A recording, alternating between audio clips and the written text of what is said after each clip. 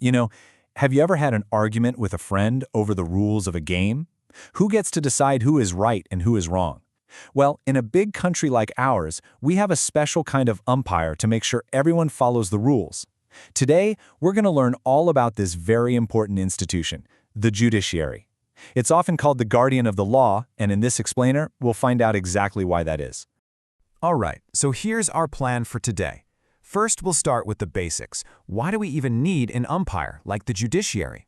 Then we will look at India's system of courts. After that, we will discuss why its independence is so important. And finally, we'll explore the judiciary's powers and how it delivers justice to the public. Let's begin. So, let's begin with that first big question. Why do we need courts at all? Well, think of it like any game you play. Cricket, football, anything. Every game needs a referee or an umpire, right?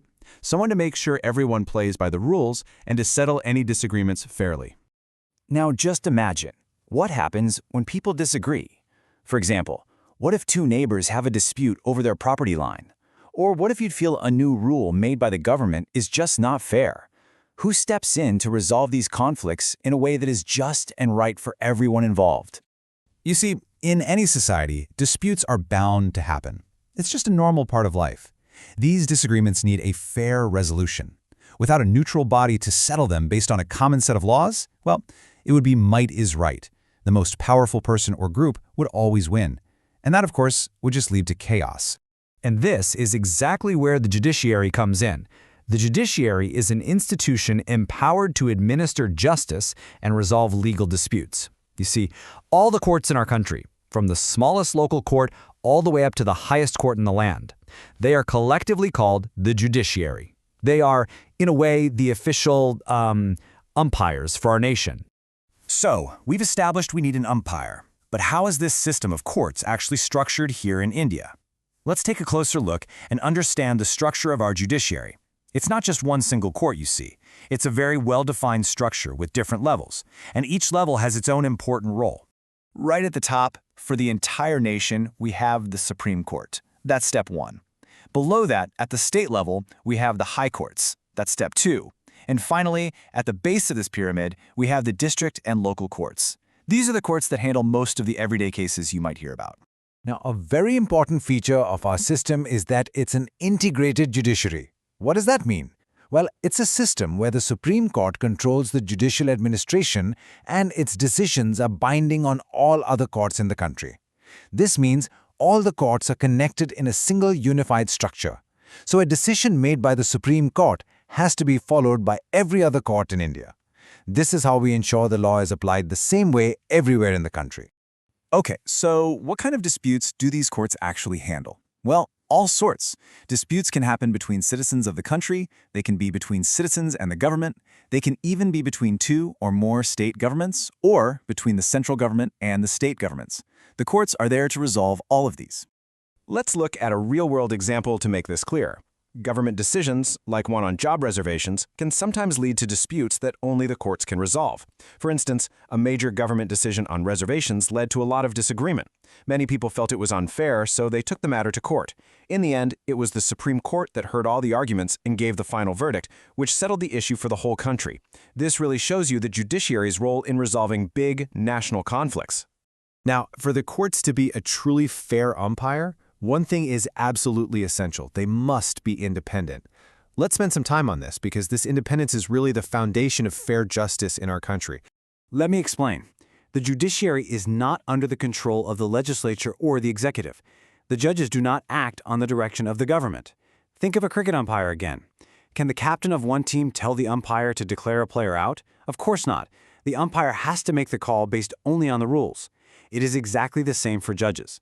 They must be free to make decisions based on the law, without any pressure from anyone. Let's see what happens with and without an independent judiciary. With independence, judges make fair decisions based on the law, and that protects our rights as citizens. But without it, well, decisions could be influenced by power and politics, and justice itself would be at risk. So an independent judiciary means that every citizen, whether rich or poor, is protected. It means even the government has to follow the law, and a judge can make a decision against the government without any fear. So how do we make sure our judiciary stays independent? Our Constitution has ways to protect it. First, judges are appointed with very little political interference. Second, they have a secure tenure, which means they can't just be removed from their job easily.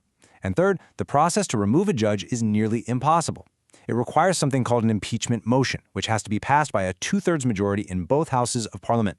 It's so difficult, in fact, that it has never successfully happened in the history of independent India. Now, because our judiciary is so independent, it has some very special powers. These are the powers that allow it to be the guardian of the Constitution. Let's see how the judiciary protects our Constitution. One of its most important powers is something called judicial review. This is the power of the Supreme Court and the High Courts to examine the constitutional validity of any law or government action, and if they find that it violates the Constitution, they can declare it invalid. This is a very big responsibility. It acts as a check on the power of the government, making sure that everyone, even our lawmakers, must follow the ultimate rulebook, which is our Constitution. What this means for you and me is that the judiciary is the guardian of the fundamental rights of citizens. So if any of us feels that our fundamental rights are being violated, like our right to equality or freedom of speech, we can go directly to the courts. The courts have to listen and protect our rights. In recent years, our judiciary has also worked to make justice more accessible to everyone. This is especially true for issues that affect not just one person, but the public as a whole. Let's talk about how the courts have been opened up to provide justice for the public. One way this is done is through something called a public interest litigation, or a PIL. This is very interesting. It allows any citizen or organization to approach the courts if the public interest is hurt by the actions of the government. So, for example, someone could file a PIL to stop a factory from polluting a river, or to make sure homeless people have shelters during winter. It's a really powerful tool for social justice. You know, there's a common misconception that courts only punish criminals. Many people think that's their only job, but that's really only one small part of what they do. As we have seen today, their role is much, much bigger. They interpret our laws, they settle all kinds of disputes, and most importantly, they protect our fundamental rights. So, let's just quickly go over the key takeaways. What is the role of the judiciary? First, it resolves disputes fairly. Second, it interprets the Constitution. Third, it protects our fundamental rights. It also acts as a check on government power. And finally, it upholds the rule of law, which means everyone is equal before the law. And that brings us to a final question for you to think about. Which court cases in the news today might shape the India of tomorrow? You see, the judiciary isn't some old, distant institution. It is alive, and its decisions are shaping our country's future every single day. So I encourage you, the next time you see a major court case in the news, pay close attention.